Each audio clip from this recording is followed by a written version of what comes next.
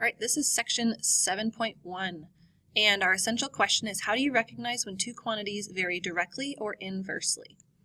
The learning targets are to classify direct and indirect variation, and then we're going to be writing inverse variation equations. So let's see what an inverse variation equation is. So here is the general form of an inverse variation equation. We have y equals a over x, and I know that a can't equal 0 because then everything's just 0. So a is my constant of variation. So it has to be the same in everything. That's why it's a constant. So if I'm looking at direct variation, I know that y would equal a times x, right? Because now since I'm multiplying here, then that's going to be direct variation. Since I'm dividing a and x, that's my inverse variation. So I can keep that in mind when I'm trying to determine if it's direct or indirect. So now let's look at an example. I'm supposed to tell whether x and y show direct variation, inverse variation, or neither. So I see I'm given 3 different equations and they're all written kind of differently. So the first thing I want to do, the first step, is to get y by itself. So in my part A, I have xy equals 5. So to get y by itself, I divide by x and I divide by x. So I end up with y equals 5 over x. So this, I see, has a constant number over x. So I know that this is inverse. So now let's look at part B. I have y equals x minus 4. Well, I already have y by itself, so I don't have to do anything there. So I just need to look at the right side of my equation. And I'm not multiplying x by anything, and I'm not dividing x by anything. Just this negative 4 has no impact on whether it's direct or indirect, so I can say that this is neither. So now let's look at part C. I have y divided by 2 equals x. So remember, our first step is always to get y by itself, so I multiply both sides by 2. So I end up with y equals 2x. So here, like we stated on this last page, if I have y equals some constant number times x, that's going to be direct variation. So that's what I have here, is I have direct variation. So the first step, always get y by itself and then see what the rest of your values are looking like. So these are your first couple of monitoring progress. Try these and see what you can come up with and see if you get the right answers. So this right here is example number 2. We're going to be classifying data, right? Again, we're showing if it's direct variation, inverse variation, or neither. So the book walks you through on page 360 what you should be looking for, but that kind of makes my brain hurt, so I just do it a different way. So I know that direct variation ends up being y equals a times x. And I know that indirect is y equals a divided by x. So I know that in order for something to fall either indirect or indirect, my a value has to be the same in my entire table. So let's look at table A. If I start with my y value is negative 12, and I'm going to see if it's direct first, just because that's the top one. So negative 12 equals 2 times x. So I want to get, I'm sorry, that x is 2, so this would be my a. So I want to get a by itself, so I divide by 2. Divide by 2, so I would get negative 6 equals a. So that's a great start. Let's see if it works the same for the next part. So my y would be negative 6 equals my x is 4, and I'm looking for a. So to do that, I divide. Well, I see that negative 6 divided by 4 is not negative 6, so I know that this one is not direct variation. So now we can see if it's indirect variation, right? And I'm going to use the same numbers that I used, but I'm going to set them up with my indirect equation.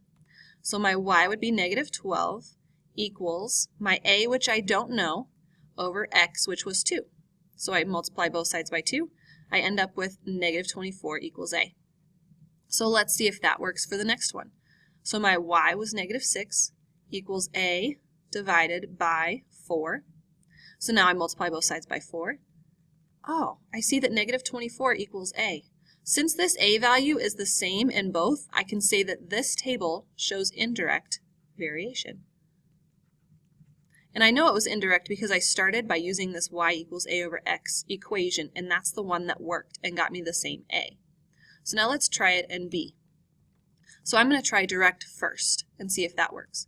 So my y equals my a times 1. So here would tell me that a equals 2. So let's see if this works again. So then I have my y is 4, equals 2 times a. So I divide by 2. My a equals 2. So let's try it over here again, just to triple check. My y is 8 equals 3 times a.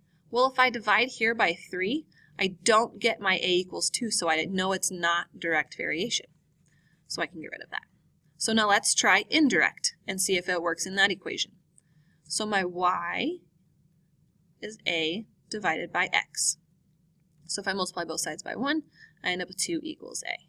So now let's try it for the second set of numbers. My y equals a over x. Oh, sorry, the x is 2. So I multiply both sides by 2, and I have 8 equals a. Well, these two are not the same again, so I can say that this is neither. It doesn't show either type of variation. If you dig a little bit deeper into this, you can see that I multiply each of my y terms by 2, so it's actually an exponential function. So it's not direct or indirect variation, but it's an exponential function. So here's a couple more monitoring progress. Try these to see if you can figure out which type of variation it shows, if it shows any variation at all. So now in this example 3, we're going to be writing our inverse variation equation. So I know that the variables x and y vary inversely, so I'm already told that it's an inverse variation when y equals 4, when x is 3. So I need to write an equation that relates those x and y. That's my first step. And then I have to find y when x equals -2. So first I need to find what my a is, right? Because my inverse variation is y equals a over x. So I have a y and I have an x, but first, before I can solve anything, I have to find what a is. So I go ahead and I put in the numbers that I know. So y equals 4 when x equals 3. So here's a place where I can solve for a. So I multiply both sides by 3, and I end up with 12 equals a.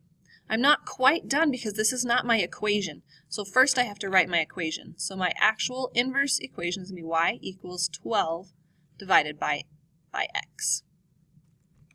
So now that I have my equation, right, this is part A right here that I've done. So now that I have my equation, I can find y when x equals -2. So I'm finding y, so that's still my variable, equals 12 divided by a -2. And I know 12 divided by a -2 is a -6. So using this inverse equation, I figured out what y is when I'm given a different x.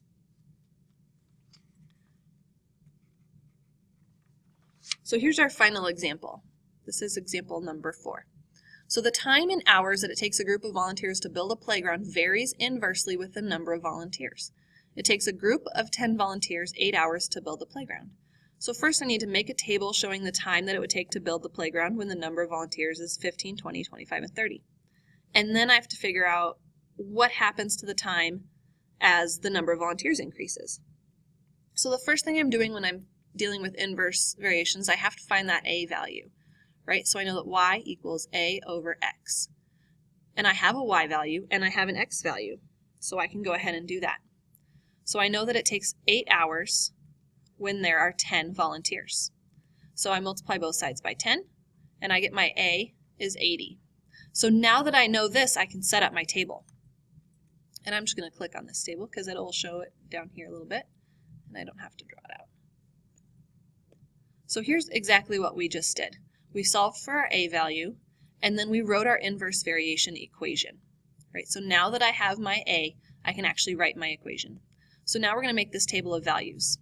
So when there are 15 people, it takes 5 hours and 20 minutes. When there are 20 people, it takes 4 hours. When there are 25 people, 3 hours and 12 minutes. And when there are 30 people, 2 hours and 40 minutes.